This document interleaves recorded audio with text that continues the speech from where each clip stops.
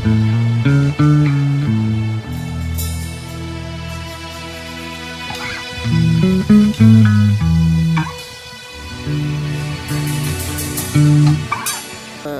notre énième émission, toujours dans ta présence, Seigneur.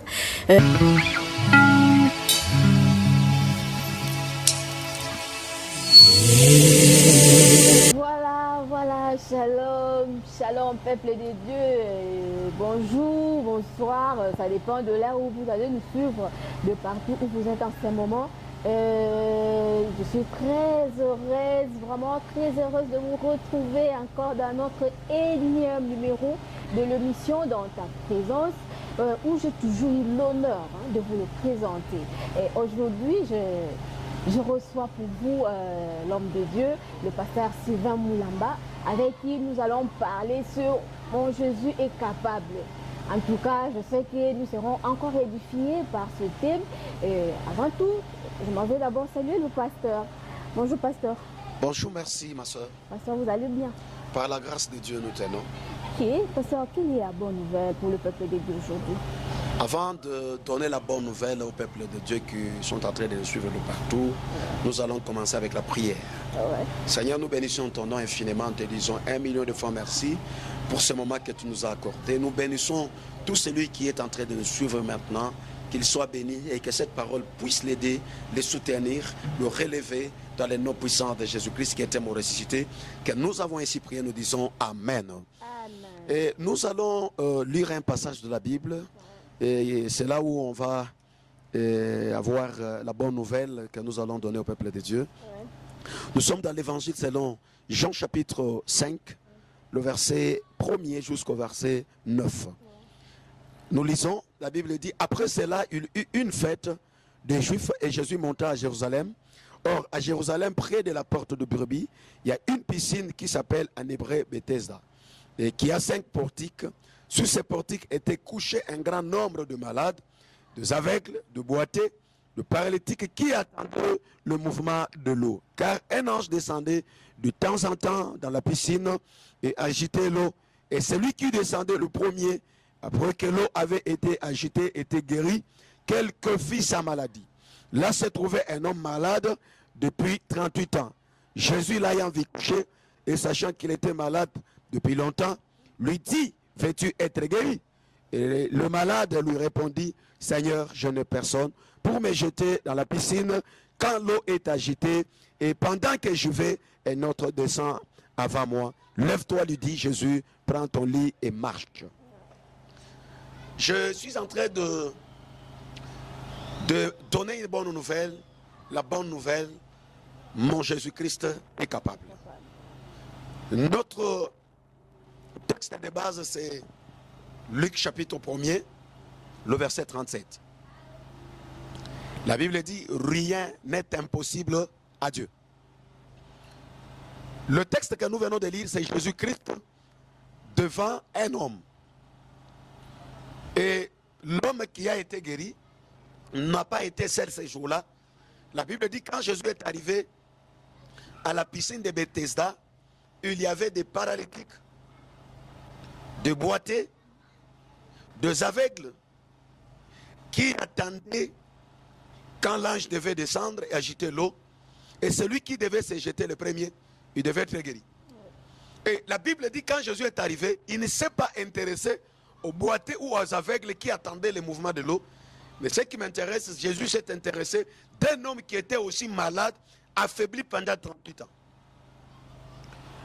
Jésus arrive, la première des choses, la Bible dit, sachant qu'il était malade pendant plusieurs années. Jésus crie à haute voix, quand il a vu cet homme, veux-tu être guéri? L'homme répond à Christ, je n'ai personne. Comment vivre la possibilité de Jésus-Christ, lui qui est capable lorsque tu passes un moment compliqué et difficile? La première des choses, il faut rencontrer Jésus, le rencontrer dans votre vie, le rencontrer dans votre chemin. Une fois rencontré Jésus, tu as la solution à ton problème. La deuxième des choses, il pose maintenant la question à cet homme que lui a rencontré, l'homme qui était couché, affaibli par la maladie pendant 38 ans. Veux-tu être guéri? Je vais dire quoi au deuxième élément? Le désir. Jésus a posé la question, veux-tu être guéri? Ça dit, ce que Jésus cherchait, c'est savoir cet homme, malgré qu'il a fait 38 ans à la piscine, est-ce qu'en lui, il y a le désir de la guérison? Il y a des gens qui marchent avec des situations compliquées, mais qui n'ont jamais eu le désir du changement dans leur vie. Des femmes. Une femme prie dans une église. Il a reçu Jésus, mais elle n'a jamais eu le désir du mariage. C'est-à-dire sa beauté, elle est belle. Les gens qui la voient, ils cherchent à connaître et ils sont en train d'avoir pitié d'elle. Oh, cette femme a dit, est-ce qu'elle ne peut pas avoir un mari? Est-ce que elle-même, quand sa beauté attire plusieurs hommes vers elle, elle est dans la joie d'être simplement une femme qui fait la fierté de sa beauté, mais elle n'a jamais eu le désir d'être prise en mariage par un homme. Par exemple, il y a des gens qui n'ont jamais eu le désir eux-mêmes du changement. Le jour où tu auras le désir, tu as rencontré Jésus, tu as le désir de changement, Jésus va changer ta vie. Le troisième élément, cet homme dit, je n'ai personne. Je veux dire à nos amis que ne place pas ta confiance dans l'homme, n'attends pas ton secours des hommes, mais place ta confiance en Dieu. Parce que l'homme est faillible. L'homme peut échouer, l'homme peut tomber, mais il n'y a qu'un seul homme que tu peux placer ta confiance, c'est Jésus-Christ. La Bible dit, maudit soit l'homme qui se confie dans l'homme. L'homme qui prend pour appui la chair de l'homme. Bien-aimé, il y a des gens qui échouent. Il y a des gens jusqu'à aujourd'hui.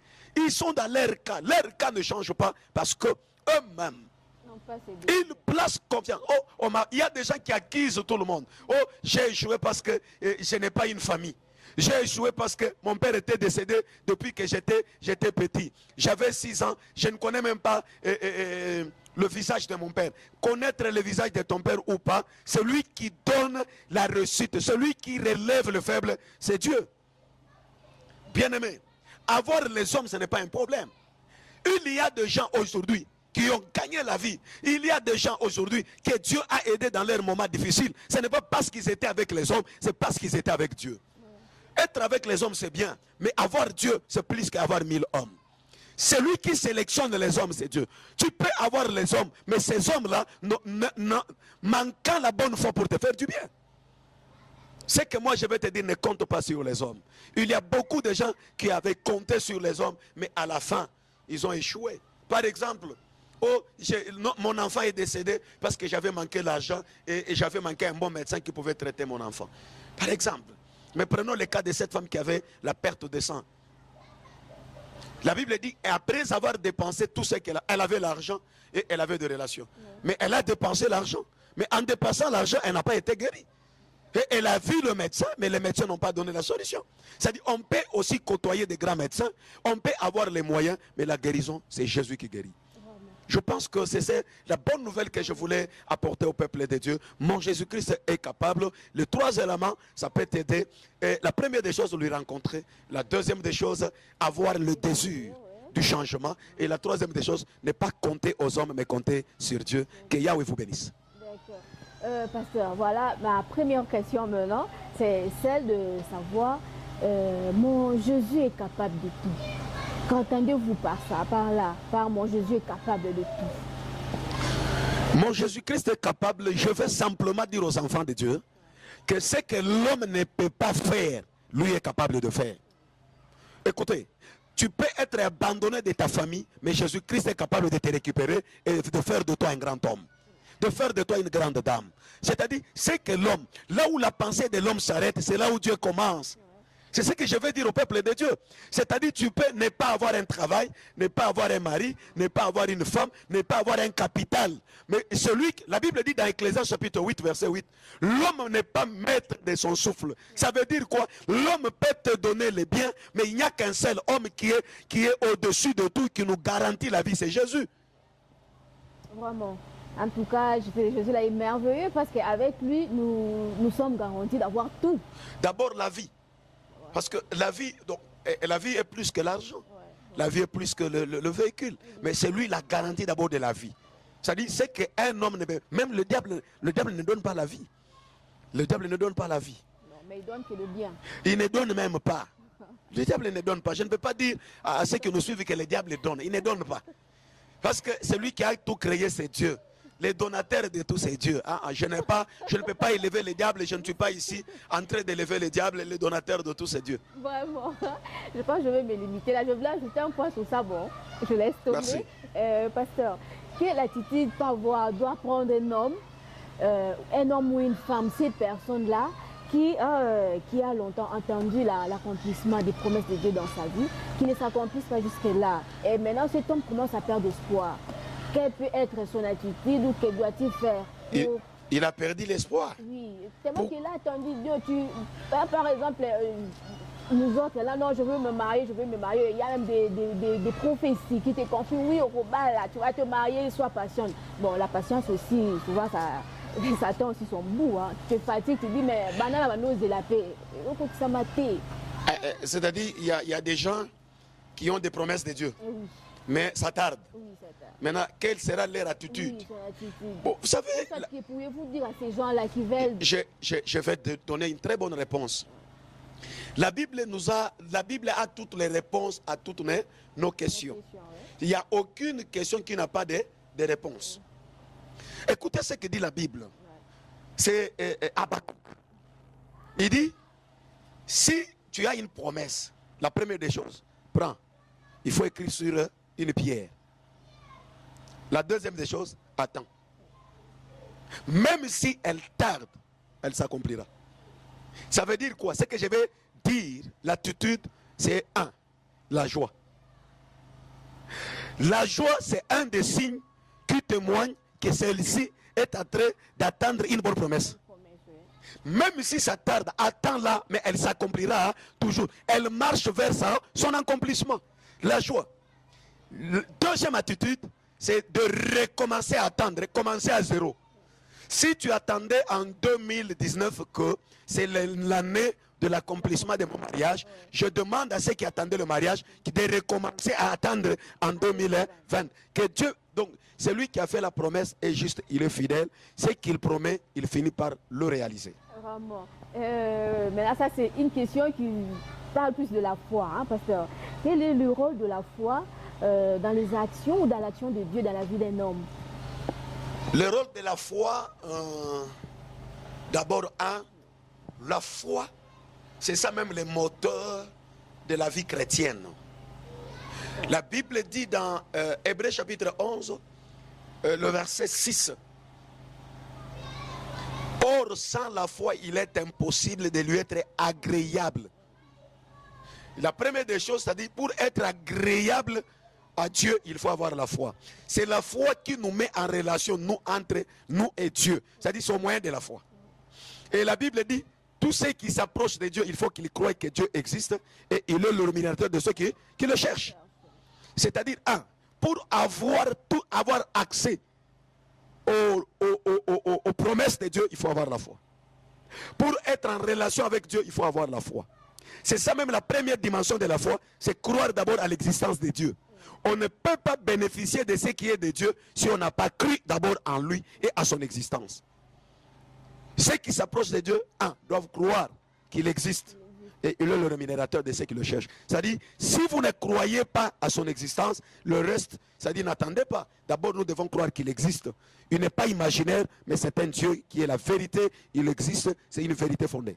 C'est que pour avoir accès aux bontés de Dieu, il faut d'abord avoir la foi, où il y a aussi d'autres éléments ajoutés à part la foi. La première chose, c'est avoir la foi. C'est au moyen de la foi que nous croyons en Christ.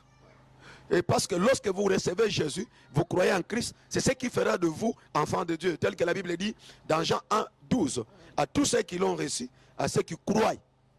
Croient là, c'est la foi. À ceux qui croient en son nom, il leur a donné le pouvoir de devenir enfants de Dieu. C'est-à-dire, sans la foi, il n'y a pas le christianisme. Sans la foi, on ne peut pas devenir enfant de Dieu. C'est-à-dire, la foi, c'est un grand moteur pour un chrétien. C'est-à-dire, en dehors de la foi, il n'y a pas le christianisme. Et en dehors de la foi, il n'y a pas la foi. Et il n'y a pas les promesses. C'est-à-dire, l'accomplissement des promesses s'accompliront simplement à ceux qui ont la foi. La foi en Dieu, Parce que notre père dans la foi, c'est Abraham. Abraham, c'est lui-même qui a commencé avec Dieu l'histoire de la foi pour nous les chrétiens. Alors, si Abraham a marché par la foi, la Bible dit dans Hébreux 11:8, la Bible dit, c'est par la foi qu'Abraham obéit et Allah, et sans savoir où il allait. Dieu l'a promis, il a cru, il est sorti, mais il ne savait pas, mais il a cru simplement. C'est-à-dire, s'il n'y a pas la foi, même les promesses sont vaines. Et à part la foi, il n'y a pas d'autres éléments ajoutés? Non. Il y a des éléments qui viendront.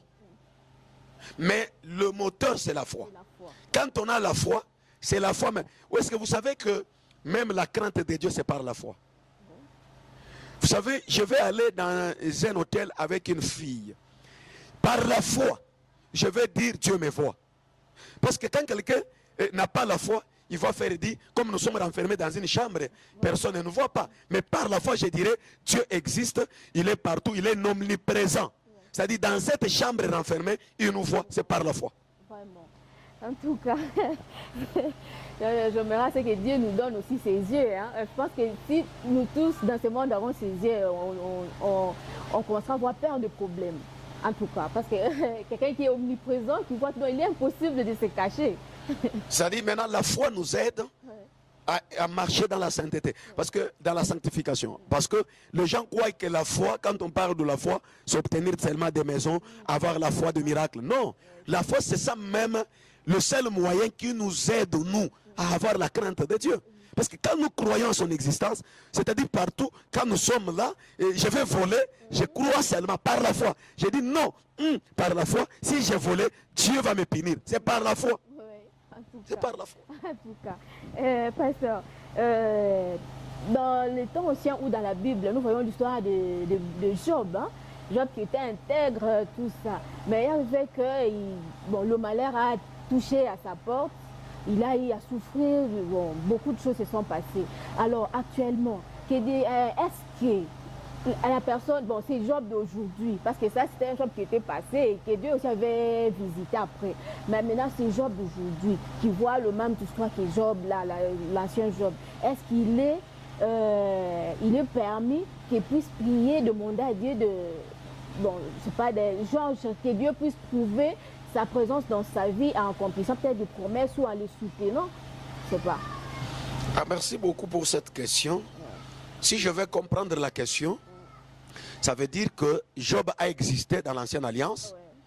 Un homme intègre, un homme droit, craignant Dieu. C'est-à-dire actuellement, il peut y avoir aussi quelqu'un comme Job, mais il passe dans des moments difficiles. Est-ce qu'il peut demander à Dieu de prouver que si Dieu est capable, pourquoi moi je souffre? Pourquoi? Ok, je vais expliquer. Le cas de Job, premièrement, c'était un cas où Dieu était impliqué. C'était le diable qui était le provocateur. Il a vu un homme intègre, il est allé auprès de Dieu. Dieu lui a demandé s'il avait vu Job. Il a dit, je l'ai vu. Dieu a témoigné l'intégrité de Job auprès du diable. Le diable va maintenant prendre la parole pour dire, si il te craint, c'est parce que tu l'as béni, tu l'as donné beaucoup de bien. Nous devons beaucoup tirer d'attention. Hein. Lorsque nous sommes plus bénis par Dieu, cela c'est bien, mais ça nous attire aussi les combats par le diable. Le diable va chercher à savoir, est-ce qu'il aime Dieu parce qu'il a beaucoup d'argent? On ne peut pas aimer Dieu avec une condition. On ne donne jamais une condition à Dieu. Dieu, on ne peut pas lui donner une condition. Seigneur, je vais te servir seulement lorsque tu vas me donner un mari. Seigneur, je vais te servir seulement lorsque tu vas me donner un véhicule. On ne peut pas conditionner Dieu. On ne peut pas conditionner Dieu. Dieu est souverain. Dieu a déjà parlé ce que nous aurons. Même quand vous lisez la Bible, en lisant la Bible dit, voici les miracles qui accompagneront ceux qui auront crié à mon nom. Ce n'est pas que Dieu a mis c'est-à-dire, toutes les promesses sont à notre portée. C'est-à-dire, il n'y a rien que Dieu nous a caché. C'est-à-dire, les véhicules, les maisons, même quand Simon a demandé à Christ, nous avons tout abandonné pour te suivre, qu'est-ce que nous aurons? Jésus lui a dit, au siècle présent, vous serez bénis au centuple.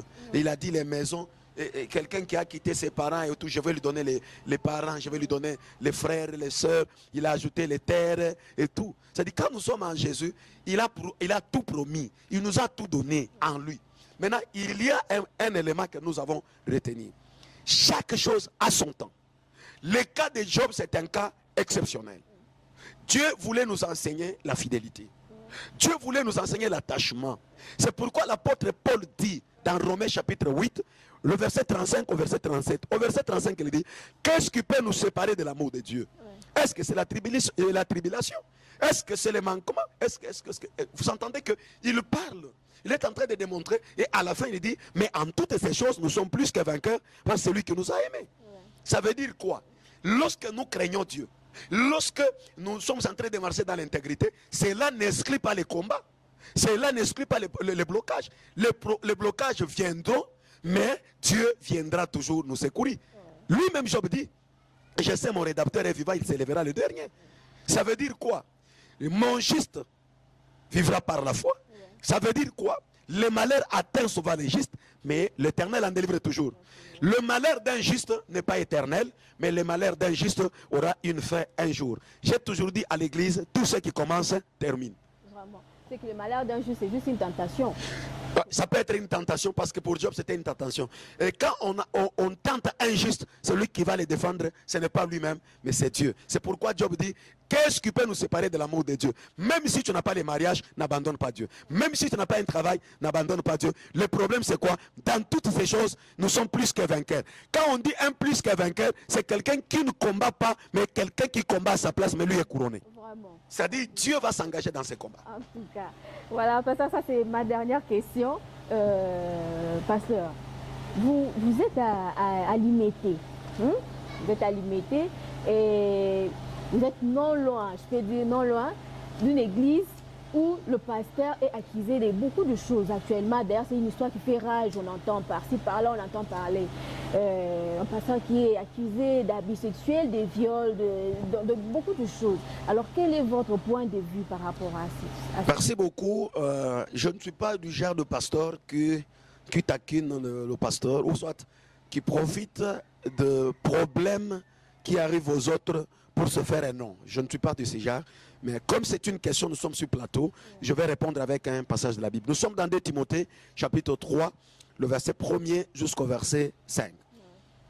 La Bible dit, sache que dans le dernier jour, il y aura des temps difficiles, car les hommes seront égoïstes, amis de l'argent, fanfarons, hautains, blasphémateurs, rebelles, à leurs parents, ingrats, irreligieux, insensibles et déloyaux et calomniateurs, interprétant cruellement l'ennemi des gens de bien.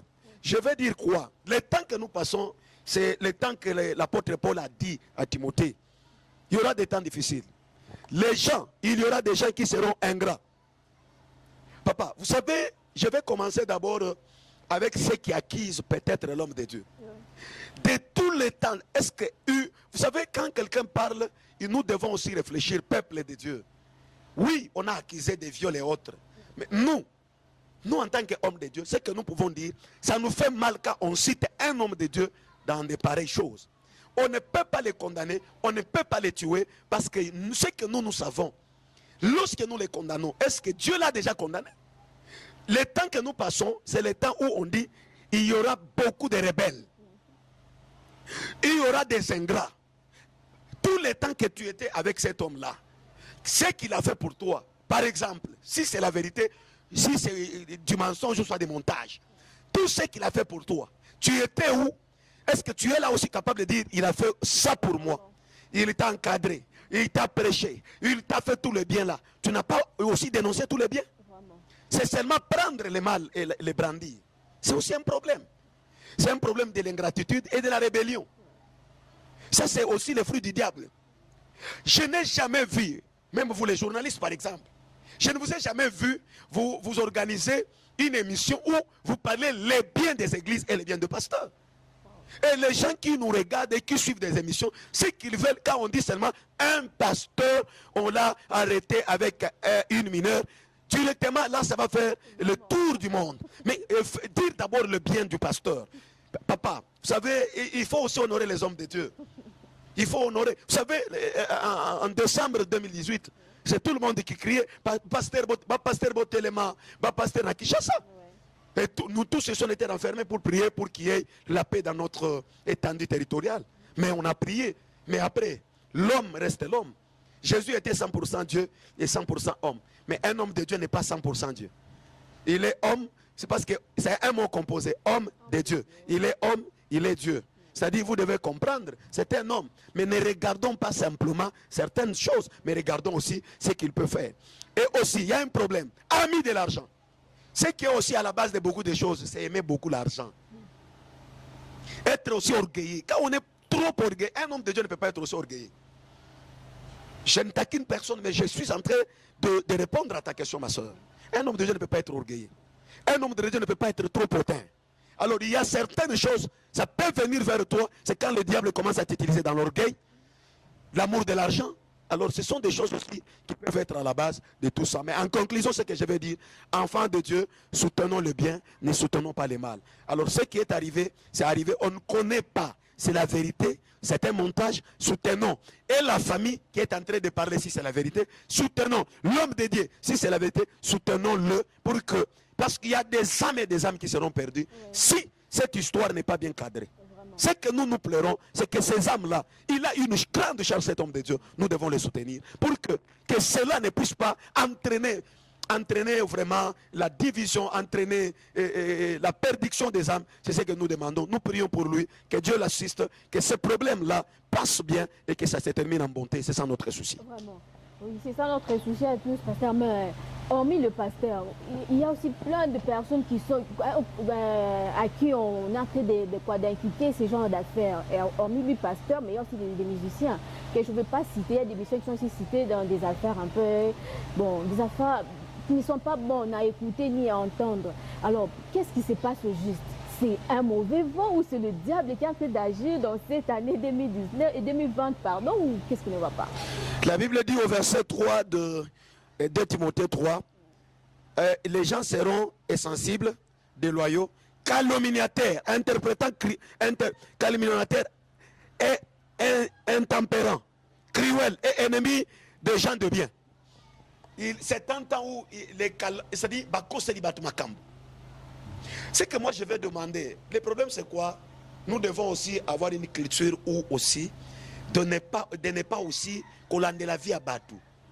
C'est un chrétien, toi tu es aussi chrétien. J'ai aimé, il y a quelqu'un que je parlais avec lui, je lui ai dit, qui t'a dit que si quelqu'un a chanté et lui il s'est mal comporté, c'est lui qui va fermer la porte du ciel. Vraiment. Vous voyez ça? Et Bible Zolo Bango bien. Quelqu'un qui a une paille dans son œil. Maintenant, toi, tu as une poutre. Vraiment. Maintenant, toi, tu es en train d'enlever. Si lui, quand même pour lui, une fois, vous avez crié. Vous, là même, là. Est-ce que vous savez combien de gens qui vous accusent? Vraiment. Le problème, c'est quoi? Aimons-nous. Aimons-nous. Aimons-nous les uns les autres. Si tu aimes ton prochain, lorsqu'il tombe, ce que tu dois faire, tu dois être d'abord patient. L'amour patiente. Ouais. Tu dois d'abord patienter. Tu dois pleurer. Pourquoi? Vous savez, quand un leader tombe, un héros tombe, il faut que les gens pleurent. Il faut qu'on pleure. Mais ce n'est pas avec les Congolais. Il faut chanter, il faut publier. Non, il faut pleurer pour nos amis. C'est arrivé. Ce sont des choses qu'on avait déjà annoncées. Sachez que dans les derniers jours, il y aura des temps difficiles. C'est les temps difficiles. Les problèmes, pleurons et prions pour eux, pour que Dieu le fasse grâce. Un conseil pour eux, qu'ils gardent silence. L'arme pour s'en sortir. Je dis même aux hommes de Dieu qu'on a accusés, aux musiciens, je vous demande, hommes de Dieu, quand on avait pris Joseph par ses frères, on a pris Joseph, on l'a jeté dans la citerne, il n'a pas répliqué.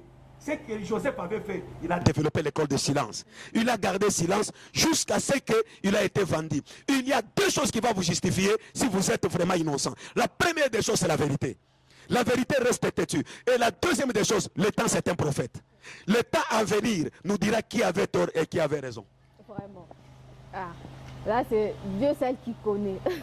Parce que nous sommes à la fin de notre mission. Parce que je vais ajouter quelque chose avant que vous clôturez. Ouais. Vous savez que Joseph, quand on l'a jeté dans la citerne, la première des choses, ses frères avaient raison, n'est-ce pas? Ouais. Ils sont allés même voir son père vite. Ils ont donné l'habit pour dire ton enfant a été dévoré par un animal féroce. Ouais. Mais Joseph, lui, n'a pas répliqué, n'a pas parlé, n'a pas écrit, n'a pas même envoyé quelqu'un pour dire, allez dire à mon père que je vis encore. Il a gardé le silence, mais Dieu l'a justifié. Écoutez, Dieu dit à Israël, gardez silence. Dites-leur Moïse qu'il garde le silence, moi l'Éternel. Si tu crois en Dieu, homme de Dieu, musicien, on t'accuse, on parle, je te parle, je te conseille, garde le silence. Ne réponds pas, ne parle pas. La vérité, finira par triompher. Et le temps, c'est un prophète. La finalité des choses, ceux qui avaient vendu Joseph, ils sont allés manger derrière Joseph. Vraiment, en tout cas, c'est terrible. Bon, là, c'est juste la décision de Dieu. C'est celle Dieu qui connaît, parce qu'il est capable de tout. Pasteur, avant que nous puissions clôturer, j'aimerais que vous puissiez nous faire une petite exhortation par rapport à notre thème, avant qu'on clôture. Merci beaucoup. Je vais dire simplement, cette émission, ce message a trois grandes missions. La première mission, c'est une autre mission. La deuxième des choses, c'est pour ramener un peuple de Dieu à un bon sens de la vie. Il y a des gens qui sont en train de vivoter, croyant qu'ils sont en train de vivre. L'homme qui était couché sur le lit 38 ans, papa, un enfant qui était né le jour où il a commencé la maladie, il était marié. S'il était marié à l'époque, peut-être à 18 ans, c'est-à-dire qu'il avait un enfant de 20 ans. Mais cet homme, lui, était toujours dans la situation. Mon frère, tu peux prendre la décision. Écoute, la situation là, tu ne peux pas demeurer. Chaque chose a son temps. La durée de ta situation, elle est qui? Elle est qui, je te dis, que Jésus-Christ te fasse quitter celui-là, cette situation, que le Seigneur vous bénisse. Amen. Là, nous sommes à la fin de notre émission. Merci beaucoup, pasteur, pour votre présence sur notre plateau. En tout cas, je sais qu'elle a béni, vraiment béni le peuple de Dieu qui nous suit. Avant que nous puissions clôturer, j'aimerais que vous fassiez une prière de clôture et après dédicacer les gens si vous en avez.